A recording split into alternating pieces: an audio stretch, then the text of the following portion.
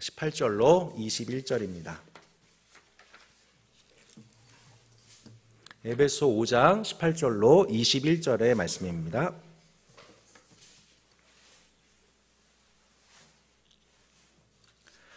자, 한 절씩 교독하고 마지막 절을 합독하겠습니다.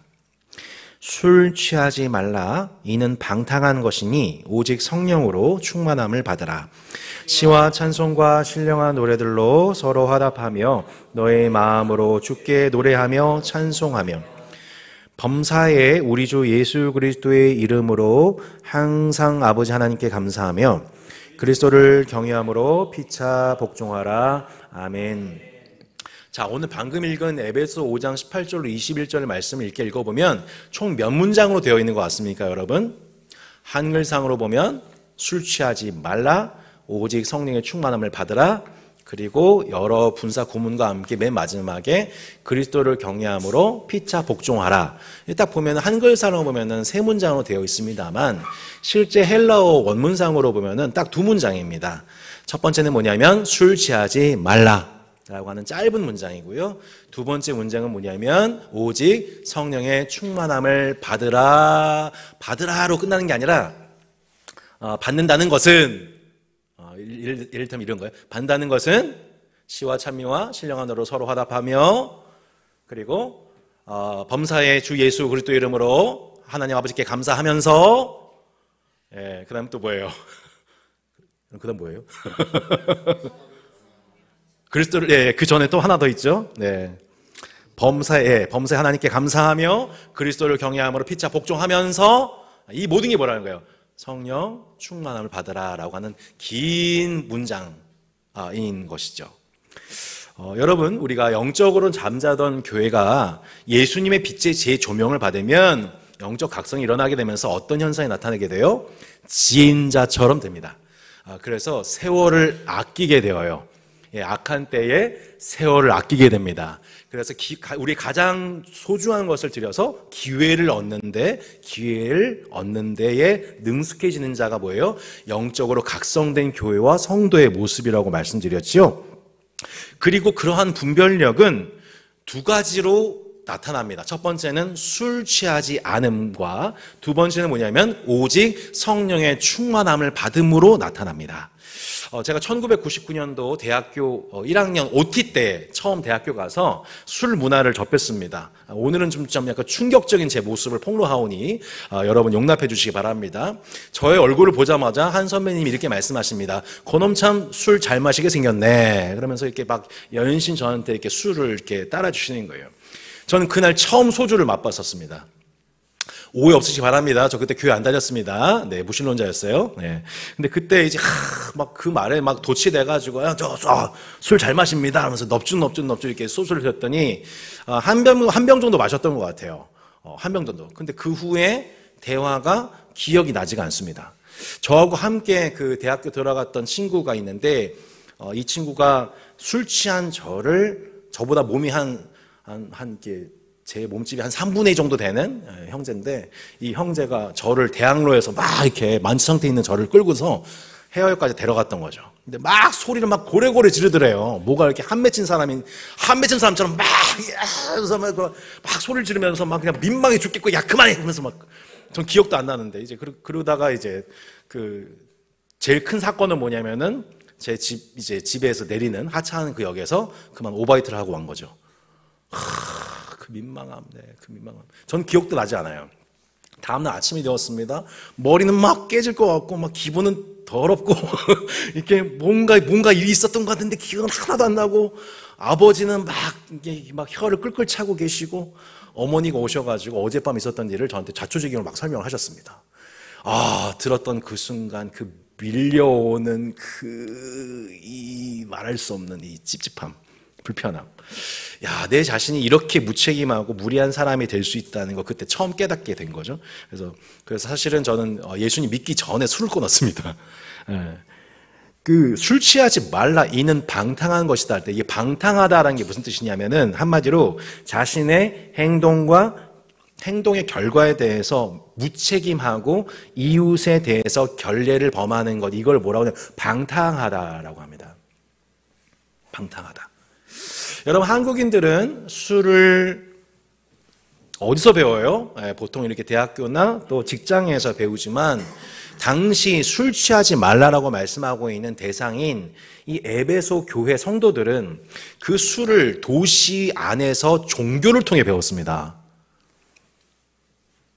에베소인들은 당시 누구를 숭배했어요? 아데미 여신들을 숭배를 하죠. 자, 그러면 그 밤마다 여신을 위한 집회가 열리게 됩니다. 그럼 집회가 열리게 되면 어떤 걸 하게 되냐면은 먼저 회중들의 감정을 막 고양시키기 위해서 음악과 또 춤 공연이 막 시작이 됩니다. 그러면 조금 이렇게 아시시한 옷을 일으키는, 흥분을 일으키는 그 여인들이 등장해서 막 이렇게 춤을 추게 되는 거죠. 그리고 이제 그와 함께 뭐가 제공이 되었을까요, 여러분? 느낌상. 네, 바로 술이었던 거죠. 네. 포도주가 제공이 되는 겁니다. 이제 포도주를 마시면서 처음에는 좀 이렇게 괜찮은 술 마시다가 점점 하위 이게 맛 없는 술들 막 제공하면서 막 부어라 마셔라 하면서 그렇게 하다 보면 점점 어떻게 되는 거예요? 그 자신의 청각 그리고 시각, 촉각은 점점 막 이게 예민해지죠. 그리고 양심 그리고 지각은 점점 어떻게 돼요? 둔감해지죠. 예, 그러다 보면 어느 순간 그 둔감해진 그러니까 육체적인 감각은 깨어나게 되고 이 영적이고 정신적인 그 감각은 죽어지게 된 그 예배자가 이방 신 예배자가 그 회중 속에서 있다가 뭘 경험하게 되면 일종의 황홀경, 엑스타시를 경험하게 됩니다. 이해가 되세요? 그러니까 그게 일종의 에베소서에서 말하는 술 취함이에요. 그러니까 그 속에서 뭔가 이렇게 황홀함 속에서 내가 지금 이 여신과 뭔가 합일이 됐다. 뭔가 나하고 좀 교통이 됐다고 하는 느낌을 확 받게 된 예배자가 결국 뭐 하게 되는 거예요? 그 아데미 여신, 그 다산과 그리고 성의 그 신 아닙니까 이게? 그러니까 그때 이제 뭘 참여하게 되는 거예요? 난잡한 성행위에 참여하게 되는 거예요. 이해가 되세요? 그러니까 당시 이 에베소 교회 성도들이 에베소 도시에서 술을 어떻게 접하게 됐냐면 바로 이러한 이교도 신에게 경배하면서 엑스타시를 느끼는 활용 도구가 술 취함이었던 거예요. 그러니까 사람들이 왜 그렇게 술에 취하려고 할까? 저도 요즘에 이제 참 이렇게 고민인 게 그 야구부 모임 가면은 결국 아버님들 다 모여가지고 술 모임이거든요. 예, 좀 가가지고 이제 계속 물, 환타 막 이렇게 먹으면서 이렇게 막 이렇게 하고 막 술 따라드리면서 막 취하지 마세요 이러면서 이렇게 저는 이렇게 물 마시면서 취했습니다 하면서 막 재밌게 말하고 막 이런 계속 어떻게 해야 되나 고민하고 있어요. 사람들이 왜 이렇게 술 취하는 걸 원할까? 결국에는 무책임하고 무례해질 것을 알면서도 술에 취하려고 하는 이유는 뭐냐면 은밀하게 자신의 탐욕을 섬기고 싶은 거예요. 그것이 성적인 것이든 물질적인 것이든 상대방에 대한 미움이든 내 마음속에 있는 거 마음껏 배설하고 그리고 책임을 회피해도 되는 아데미 여신을 숭상한다고 예배드렸다고 하면서 나는 난잡한 성행위에 참여해도 나는 무책임하다. 신이 내 예배를 받았다라고 하는 그런 도덕적 일탈, 영적 일탈, 그게 뭐냐면 술 취함인 거예요. 여러분 다니엘서 5장에 보면 벨사살 왕이 얼마나 술을 좋아하는지 귀족 1000명을 불러가지고 술 잔치를 벌입니다. 선왕이 예루살렘의 성전에서 가져온 성전의 은그릇을 막 가져오라고 해요. 그리고 그 금그릇에 막 술을 부으라고 그래요. 1000명에게. 그리고 자 원샷 그러면서 이제 우리의 왕을 위하여 우리 신을 위하여 그러면서 이 건배를 제의하는 거죠. 그러면서 막 찬송을 해요. 무슨 찬송을 해요? 그 나라가 섬기는 금과 은과 구리, 쇠, 나무, 돌로 만든 신들을 연달아 막 찬송하기 시작하는 거예요. 술 취함 속에 이방신을 예배하고 있는 거죠. 한 나라의 정치 집단이 온갖 우상들을 신봉하면서 만군의 여호와 하나님을 조롱하는 일에 쓰임받고 있는 도구가 뭐였어요? 술 취함이었어요. 그때 왕의 맞은편에 사람의 손가락이 갑자기 나타나더니 글자를 막 쓰기 시작하는 거예요. 그 글자가 뭐였어요? 메네메네 데겔 우바르신, 이게 무슨 뜻이에요? 하나님이 왕 당신을 저울에 달아보니까 부족함이 생겼다. 결국 그 나라가 둘로 나눠지게 될 거라는 뜻이었습니다. 하나님이 왕의 시대를 세워서 이제 끝나게 하시겠다는 뜻이었습니다. 결국 술 취함 속에 우상 숭배하던 왕은 그날 밤 바로 죽임을 당하고 나라는 둘로 나뉘어졌습니다. 여러분, 술 취함은 뭐예요? 우상 숭배입니다. 우상 숭배와 이에 대한 하나님의 심판이 결국 이 술 취한 그룹에 나타난다는 것을 나타내고 있는 일종의 현상인 거예요. 그러니까 술 취함 속에 나라가 있다. 술 취함 속에 직장이 있다. 술 취함 속에 뭐 이렇게 있다. 예전에도 제가 섬겼던 교회 근방의 대학원에서 OT 때 이렇게 술 문화에 흥청망청하다가 그 술자리에서 두 가지 사건이 벌어졌어요. 하나는 성폭행, 하나는 뭐냐면은 한 사람은 죽었어요. 그 술 취함이라고 하는 현상 자체가 뭘 말하고 있냐면 그 공동체와 그 문명에 하나님의 지금 심판이 임박했구나를 보여주고 있는 현상이 술 취함인 거예요. 고린도전서 10장을 여러분 생각해 보세요. 고린도 교회에 어느 날 회중들이 아프기 시작해요. 많은 사람들이 아프기 시작해요. 어떤 사람은 갑자기 죽었어요. 그 교회에서. 이게 무슨 일인가 봤더니 사도 바울이 봤더니 하나님의 징계였어요. 무슨 뜻이에요? 그들이 애차 모임을 갔는데 보통 애차는 누가 준비하냐면 좀 여유가 있는 사람들이 준비하지 않겠습니까? 맛있는 애차를 막 준비를 했어요. 애차는 준비하다가 그리고 이제 조금 그 계급이 낮은 당시 노예 그룹들은 그 모임에 언제 참여하게 되냐면 일을 다 마치고 늦게 저녁에 참여하게 돼요. 그러면 우리가 공동체 예배를 드린다고 하면은 우리가 어떻게 예배를 드려야 돼요? 당연히 그 사람들이 올 때까지 기다렸다가 같이 떡을 떼고 함께 찬미하고 하나님 예배하는 게 순서잖아요. 그런데 이 음식을 예배하던 자들 그룹들이 뭐 하게 되었어요? 자신이 시장하다는 이유로 음식에 손을 대기 시작했어요. LA 갈비와 연어를 먼저 홀라당 먹어버린 거예요, 다. 그것까지가 문제가 아니라 또 뭘 먹었어요? 술에 취했어요. 포도주를 부어라 마셔라 하면서 술에 취해버렸어요.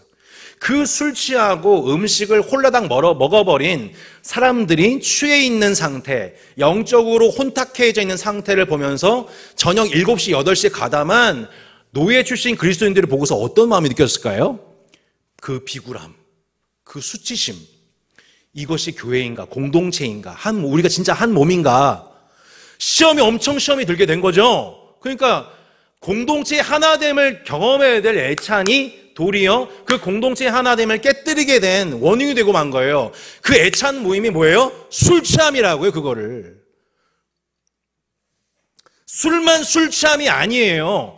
영적인 분별력을 상실해버린 우리의 모임이 도대체 무엇을 위함인지 그 분명한 목적성을 잃어버리고 그냥 모인 대로 모이고 그냥 하는 대로 하고 싶은 대로 하고 무분별하게 무례하게 무질서해지는 그 모습이 뭐예요? 술 취함이라고요.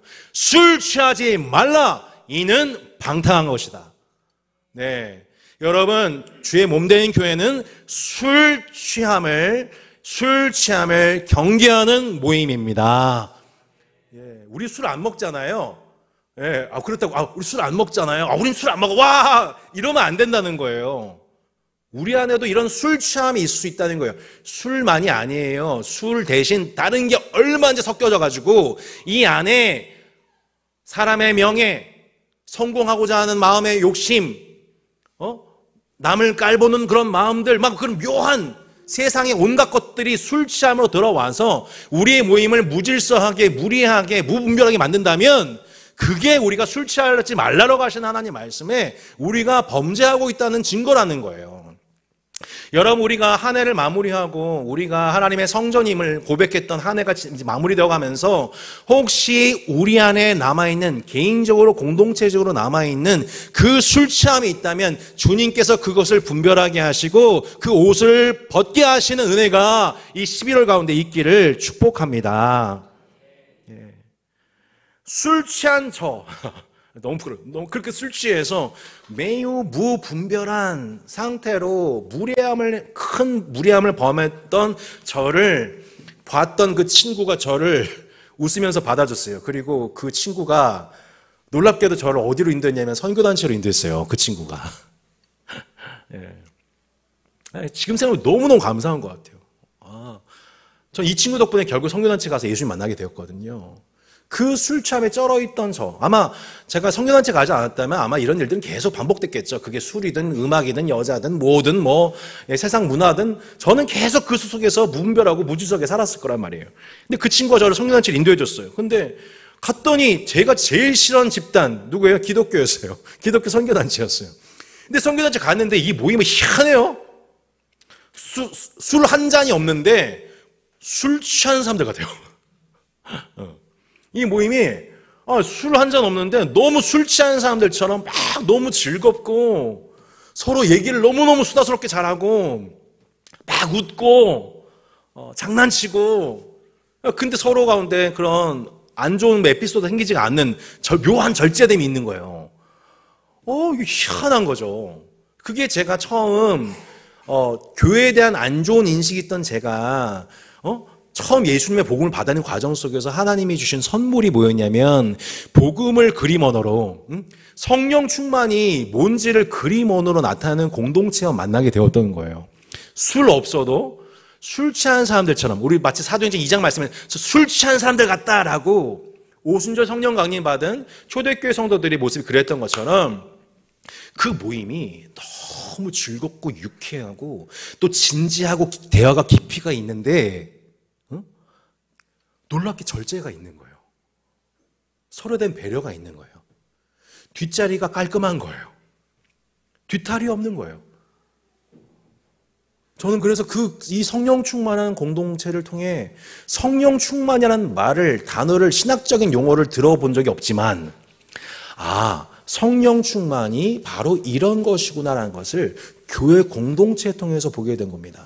바라긴 타산 따스한 교회가 성령 충만이라는 말 들어보지 못한 사람들에게도 이게 성령 충만이구나라는 것을 우리의 모습과 그림 언어를 통해서 복음을 나타내는 교회가 되기를 축복합니다. 사도 바울은 4가지 성령 충만의 그림 언어를 4가지로 설명한 거예요. 첫 번째가 뭐예요? 시와 찬송과 신령한 노래로 서로 화답하고 있는 모습인 겁니다. 하나님께 올려드리는 찬송시, 시적으로 묘사된 찬양, 영적인 기쁨을 누리는 노래들이에요. 아까 우리가 임예송 부를 때 여러분 모습 보니까 바로 이 모습과 같은 거죠. 근데 이 노래는 홀로 부르는 노래가 아니라 솔로로 부르는 노래가 아니라 공동체적 노래예요. 여러분 한번 생각해 보세요. 이스라엘이 하나님께로부터 홍해에서 구원을 받았었을 때에 모세가 노래하기 시작합니다. 모세가 막 긴 노래를 부르면서 하나님께 그 감사의 노래를 부르기 시작합니다. 그러자 갑자기 누가 튀어나와요?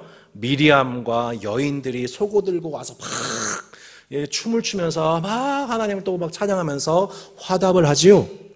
시편 121편에 보면 내가 산을 향하여 눈을 돌리라 나의 도움이 어디서 올까 이렇게 선창을 하면 그것에 대해서 그 다음 회중들이 화답을 내요. 나의 도움은 천지를 지으신 여호와에게서로다.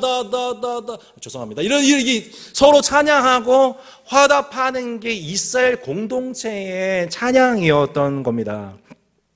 하나님을 높입시다 라고 노종희 집사님, 조영래 간사님 앞에서 우리 모두 함께 주님을 기뻐합시다. 근데 인도자들이 아멘까지 해요. 반응이 썰렁해가지고 요즘에 인도자들이 너무 힘들어요. 주님을 찬양합시다. 아멘. 이게 지금 전국적인 현상이에요. 지금 이렇게 회중들은 막 이게 여러분 앞에서 우리 주님은 찬양밖에 앞당하십니다. Right. 이렇게 하는 거예요. 여러분 우리는 세상에서 가장 존귀한 분을 만났습니다 라고 할 때 그 회중이 화답하는 이러는 거예요. 이게 뭐예요? 시와 찬송과 신령한 노래로 서로 화답하는 거예요.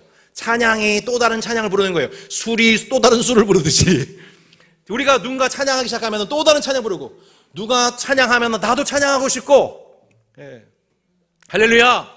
예, 우리는 그런 거란 말이에요. 그런 거. 저 광주에 옛날에 장례식장 갔는데요. 그 5시간 걸렸단 말이에요. 올라오는데 우리 뭐 할까 하면서 전도사 4명이 돌아가면 찬양을 했어요. 5시간 동안 찬양하면서 서울 올라왔단 말이에요.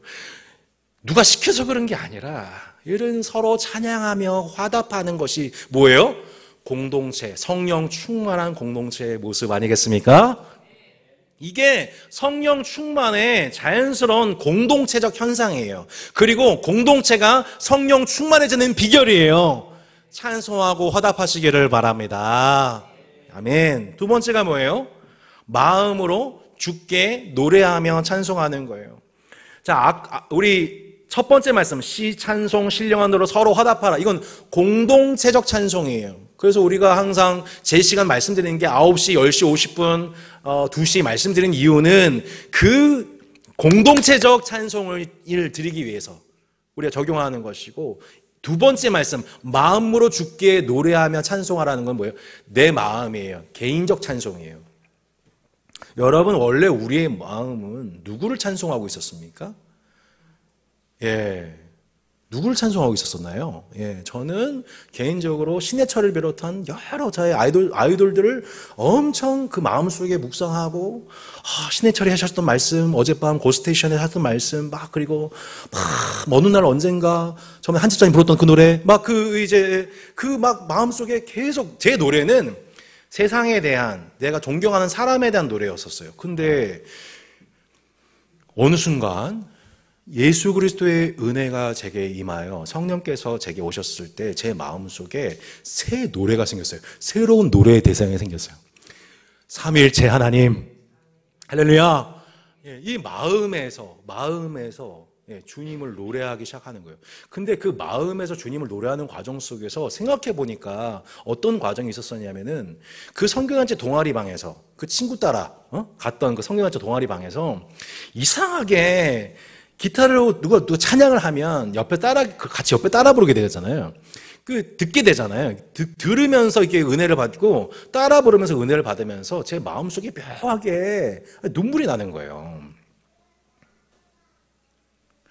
그 저를 비롯해서 당시 99학번들이 7명이 1년 동안 회심을 하게 되었거든요. 7명이. 근데 그들이 교회를 나가지 않았는데 어떻게 은혜 받았냐면, 그 성교단체 동아리방에서 하나님을 노래하는, 골방에서 기타 치고 노래하는 그 사람들의 찬양을 들으면서 마음에 눈물이 나기 시작한 거예요. 참 신기하죠? 어느 순간 제 마음속에, 이 찬양의 대상이 되시는 분은 너무나도 아름다운 분이구나. 이제 제가 기타를 배워서 찬양하게 부르기 시작하는데, 마치 이 찬양을 정말 누군가가 듣고 계신 것 같은 그런 하나님 그 임재를 처음 경험하기 시작하는 거죠. 이번에 그 코로나 때 많은 청소년들이, 많은 성도들이 교회에서 이탈되었다는 소식 때문에 많이 안타까웠잖아요. 근데 놀랍게도 한편에서는 청소년들이 엄청나게 부흥했다는 소식들이 곳곳에서 들려왔습니다. 뭐예요? 청소년들이 찬양을 통해서, 찬양 집회를 통해서 오히려 코로나 기간 때 더 많은, 더 풍성해진 그 찬양들, 청소년들에게 맞춰져 있는 그 찬양들이 그들에게 들려오게 되면서 그들이 하나님을 예배하는 예배자로 일어서게 되더라는 거예요. 어떤 한 성도님이 저한테 말씀해 주셨죠. 목사님, 저 오랜 기간 품고 있는 전도 대상자가 있는데, 이 전도 대상자가 놀랍게도 교회는 안 나오는데 하루 종일 찬양을 들어요. 하루 종일 찬양을 듣고 막 울고 막 찬양을 부르고 위로를 받는다는 거예요. 여러분, 이게 뭘 얘기할까요? 여러분, 우리의 마음 가운데에 먼저 성령의 할례를 베푸셔서 잠자던 하나님에 대한 감각을 깨우시고 하나님께 노래하게 하시는, 마치 갓난아이가 처음 태어나게 되면 엄마, 아빠 하면서 그 이름을 부른 것 같이, 여러분, 우리의 마음에 새 일을 행하시는 주님을 기대하시기를 바랍니다. 여러분, 그래서 여러분, 우리가 부르는 찬양들 있잖아요. 감동된 찬양들을 어떻게 해야 돼요? 주변 분들한테 보내주세요. 교회 오라고 하면 부담돼서 못 와요. 하지만 이 찬양 한번 들어봐, 되게 위로된다. 유튜브에 보면 교회 안 다니는 많은 분들이 이상하게 이 찬양 들으면 눈물 난다, 그렇게 얘기를 많이 해요.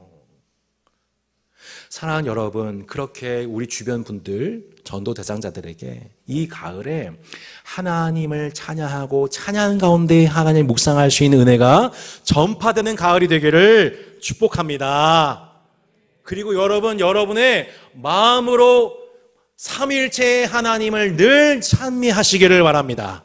그리고 그 마음이 중요한 게 뭐냐면 그 마음에 가득한 찬미가 입술로 찬송되기를 바랍니다. 여러분 마음으로 하나님을 노래하세요. 그러나 공개적으로 하나님을 노래하세요. 할렐루야. 마음으로 입술로 하나님을 찬송하는 거예요. 우리 주님은 우리 모임통에서만 영광 받으신 분이 아니에요. 골방에서만 주님을 찬양한 것이 아니라 우리는 광장에서 주님을 찬양해야 됩니다. 그렇게 입술로 공개적으로 선언하는 것, 우리 입술로 고백하는 거예요.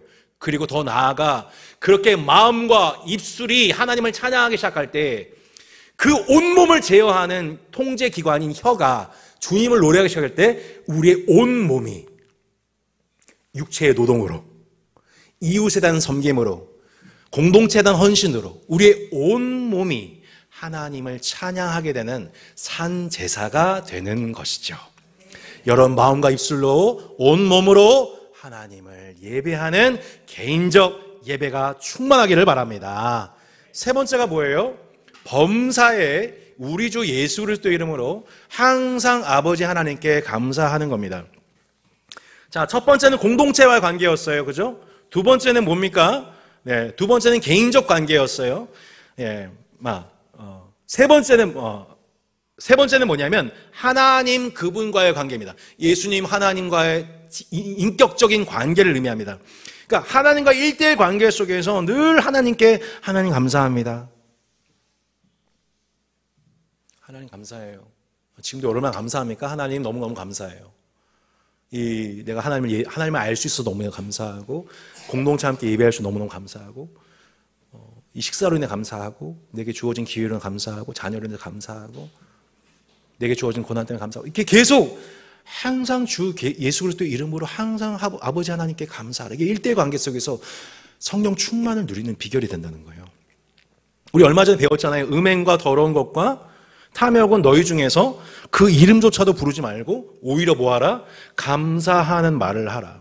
오히려 감사하는 말을 할 때마다 하나님의 은혜를 경험한다는 많은 분들의 간증을 들어요. 여러분 우리가 은혜로워야 감사하는 것이 아니라 감사할 때 은혜가 발견되는 겁니다. 이거를요 저는 지금 많은 분들한테 그 간증 듣고 있어요. 오히려 목사님 오히려 감사하는 말을 하라. 실제로 내 감정, 최악의 감정과 생각에 머물러 있었을 때 오히려 감사하는 말을 하니까 놀랍게 은혜의 물결이 밀려온다는 거예요. 이게 참 희한한 공동체죠. 지난주 교통사고 났단 말이에요. 추집사님이 교통사고 나셨어요. 차가 30km 가다가 버스가 들이받아가지고 견적이 800만 원이 그 차가 엄청나게 찌그러졌어요. 그때 좀 놀랍죠? 이진경 권사님이 뭐라고 하냐면 목사님 근데요 너무 감사해요. 무슨 사고가 났는데 뭘 감사해요. 지금 걱정돼서 연락을 했는데 몇 가지가 너무너무 감사하다는 거예요. 첫 번째, 크게 다치지 않아서 조수석에 아무도 없어서. 보통 때 휘민이가 항상 조수석에 앉는 휘민이가 그날따라 뒤에서 게임하겠다고 핸드폰 하겠다고 뒤에 앉은 거예요. 근데 그 딱 조수석에 박았거든요. 그리고 또 감사하대요. 뭐가 감사합니까? 하준이가 없었던 게 감사합니다. 보통 때면 하준이가 항상 청소년 예배 와가지고 결국 한 사람이 앞에 타는 게 되어 있는데 하준이가 그날따라 못 오는 거예요. 근데 그 못 오는 게 감사하다는 거예요. 이러면서 권사님이 이래서 감사합니다, 저래서 감사합니다. 사고가 나는지 1시간 만에 오히려 감사하는 말을 막 쏟아내세요. 한 모임을 하는데요. 한 성도님이 고난의 이유에 대해서 막 이제 얘기를 하다가 토론을 하다가 결국에 뭐라고 하는지 여러분 아세요? 고난이 감사하네요 라고 합니다. 고난인데요 되게 감사한 것 같아요 라고 해요. 이게 참 묘하죠. 생각지 않은 고난이 왔는데 생각해보니까 너무 감사하다는 거예요. 평상시에 감사하지 못한 행복한 조건들이 이렇게 많다는 거를 내가 고난 통해서 다시 한번 묵상하면서 알게 됐다는 거예요. 그리고 그 감사를 망각하고 살았던 내 자신을 하나님 앞에 회개하게 되어 감사하게 되었다는 거예요. 그리고 결정적으로 내 기도에 응답하지 않으신 게 하나님의 사랑이었다는 것을 알게 되니 감사하다는 거예요.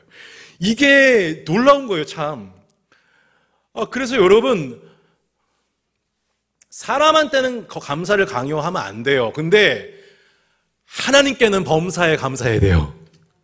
하나님께는 안심하고 범사에 감사하시기 바랍니다. 우리 주 예수의 이름으로 항상 하나님 아버지께 감사하세요. 말씀 그대로예요. 우리가 뭐 때문에 감사해야 되냐면 예수 그리스도의 범사에 우리 주 예수 그리스도의 이름으로 항상 아버지 하나님께 감사라고 나와 있어요. 여러분, 다른 거 다 감사 안 해도요, 진짜 성도가 잊지 않아야 될 감사가 있어요. 예수님이에요. 할렐루야. 아무리 상황이 힘들어도 그 고난이 많은 것도 와도 여러분, 우리의 영원한 감사는 우리 주 예수 그리스도입니다. 예수 그리스도의 이름입니다. 그리고 그 예수 그리스도를 말미암아 회복된 하나님 아버지와의 관계인 거예요. 하나님이 아버지인 게 얼마나 감사한가요, 여러분? 부모가 나를 버렸을지라도 여호와는 나를 영접하시로다. 내가 가정에서 아픔을 당했어도 하나님이 내 아버지잖아요. 하나님이. 그러니까 여러분, 우리는 사람한테는 어떨지 몰라도 여러분 하나님께는 안심하시고 범사에 감사하시기 바랍니다. 그러면 그 범사에 감사할 때마다 그 감사 속에서 내가 미처 헤아리지 못하고 있는 깜깜했던 그 감사의 제목들이 이렇게 많다는 걸 발견하고 여러분 하나님께 영광을 돌리게 될 거예요. 여러분, 그렇게 한 주간 범사의 주 예수 이름으로 항상 아버지 하나님께 감사하시기를 바랍니다. 그러면 우리가 하나님과의 관계 속에서 하나님께 감사할 때마다 성령으로 충만해질 것입니다. 네 번째가 뭡니까, 여러분? 그리스도를 경외함으로 피차 복종하는 것입니다. 자, 이제 우리가 3주 동안 볼 그 내용이 이 그리스도를 경외함으로 피차 복종하는 것이 나머지 이제 앞으로 보게 될 3주의 본문에서 적용됩니다. 누구와 누구와의 관계요? 남편과 아내와의 관계. 두 번째가 뭡니까? 부모와 자녀와의 관계. 세 번째가 종과 상전의 관계 속에서 그리스도를 경외함으로 피차 복종하라는 말씀이 적용이 되게 되는 거죠. 그러니까 성령 충만의 외적 증거, 내가 모든 대인 관계 속에서 정말 성령 충만하게 살아가고 있는지를 뭘 보면 알 수 있어요? 그리스도를 경외함으로 내가 그 사람에게 복종하고 있는지를 보면 알게 되는 거예요. 그리스도를 경외함으로 피차 복종하게 되면 성령 충만해지는 거예요. 그러니까 어떻게 복종을 하냐 이럴 수가 있어요. 그러니까 복종이란 주인에게 복종하는 종이 된다는 뜻입니다. 내 배우자, 심지어 자녀, 동역자를 저는 어젯밤에도 그녀들에게 복종했습니다. 네, 갑자기 밤 10시에 우유사와 하라가 5,000원을 주면서 아빠 피크닉 사줘 이렇게 복종해야 돼요. 손아래씨께 복종해야 됩니다. 안 마시고 잤어요. 하여튼 이렇게 그렇게 복종하는 거예요. 대상을 주인으로 나를 종으로 인식한다. 이게 복종이란 말이에요. 아니 어떻게 사람을 내 주인 삼아요? 물으실 수 있습니다. 근데 여러분 생각해 보세요. 누가 나에게 복종하셨나요? 누가 나의 종이 되오셨나요? 예수님입니다. 여러분 놀랍게도요. 예수님이 나의 주인이신 그분이 먼저 나의 종이 되오셔서 나의 냄새나는 발을 씻겨주셨고요. 그분이 나의 죄값을 짊어지고 대신 육체 노동으로서 십자가에 매달려 죽으심으로 죄에 뇌어되었던 나를 회복시켜 주셨어요. 그게 예수님이 우리에게 복종하셨다는 증거죠. 우리가 예수님을 섬기기 전에 예수님이 여러분을 그렇게 종이 되어 섬기셨어요. 여러분을 회복하기 위해서 여러분을 주인처럼 생각하고 종이 되어 섬기신 그 복종의 본이 되어주심으로 우리가 하나님 나라, 이 하나님의 나라를 하나님의 왕이 되어서 통치하신 그 나라를 충만하게 누리게 되었다는 거예요. 그리스도를 경외함으로 서로를 주인으로 섬기는 서로에게 종이 되라고 하는 관계, 종의 관계 속에서 서로의 관계가 성령 충만해지는 것이고 성령 충만이 유지되고 강화되는 거예요. 서로에게 주인이 되려고 하고 주장하려고 하고 교회에서 섬김 받으려고 하고 또 세상에서도 높아지려고 하지 마십시오. 오히려 종이 되고 낮추려 하고 섬기려 하십시오. 그 성도와 그 교회는, 그 가정은 결국 천국이 될 것이고 성령 충만을 받게 될 것입니다. 그렇게 성령 충만한 성도는 네 가지예요. 서로가 서로에게 화답합니다. 두 번째, 개인적으로 주님을 찬미합니다. 항상 하나님 아버지께 감사합니다. 대인관계 속에서 서로가 종노릇하며 복종합니다. 그렇게 첫 번째는 공동체와 관계, 두 번째는 나 자신과의 관계, 세 번째는 하나님과의 관계, 네 번째는 세상과의 관계 속에서 하나님의 다스림을 풍성하고 균형 있게 누린다. 바로 이 그림인 거예요. 우리가 풍성한 삶의 기초에서 그렇게 강조하는 이 그림, 성령 충만이 네 가지 현상이 하나님 자신, 공동체, 세상과의 관계 속에서 적용이 되는 것입니다. 이 표를 핸드폰에 저장해 두시고 틈틈이 보십시오. 내가 지금 하나님의 영의 충만을 받아 네 가지 관계 영역 속에서 이러한 현상들이 나타나고 있는지, 거꾸로 이 네 가지 실천을 통하여서 이 네 가지 모든 영역 속에서 균형 있게 성령 충만한 삶을 누리는 일에 연습하시기를, 훈련되어 주시기를 부탁드립니다. 오직 성령의 충만을 받으라. 현재, 수동태, 명령, 복수형이에요. 여러분 뭐라고요? 현재, 수동태, 명령, 복수형이에요. 의역하면 이게 뭐예요? 지금 하나님의 성령으로 너희를 채우시게 하라. 그래서 오늘 설교 제목이 뭐예요? 한번 따라 볼까요? 지금 하나님이 성령으로 너희를 채우시게 하라. 시점이 언제라고요? 지금인 거예요. 아, 나 예전에 성령 충만했어. 혹은 성령 충만하기 무서워. 또 뭐 시키실 것 같아. 은혜 받기 무서워. 나중에 필요하면 받을래. 아니, 나 지금 안 충만하게 살래. 이런 거 아니라는 거예요. 생각해 보세요. 우리가 부산에 가야 되는데 내비게이션도 있고 하이패스도 있고 운전자도 있고 커피, 간식 다 준비됐는데 차에 기름이 없으면 목적지 가는데 아무 소용이 없는 겁니다. 지금 아무리 하나님 말씀 듣고요, 말씀 달게 받아도 나 이렇게 살아야겠다, 이런 신앙생활을 해야겠다, 아무리 반복 다짐해도 지금 우리가 성령 충만 받지 않으면 우리 삶은 그렇게 흘러가지 못하고 지속할 수가 없다는 거예요. 여러분, 성령 충만 지금 받으십시오. 권면이 아니라 명령입니다. 성령에 의해서 체험 받으시기를 바랍니다. 수동태라는 거예요. 하나님이 당신의 성령으로 너희를 충만하게 하시기를 하라. 내가 하나님에 의하여 충만해지는 겁니다. 흙으로 사람을 빚으시고 생기를 불어 넣으시는 분, 메마른 뼈들에게 생기를 불어 넣으시는 분, 기도하는 120문도에게 약속대로 성령을 보내주신 분 누구예요? 하나님이시잖아요.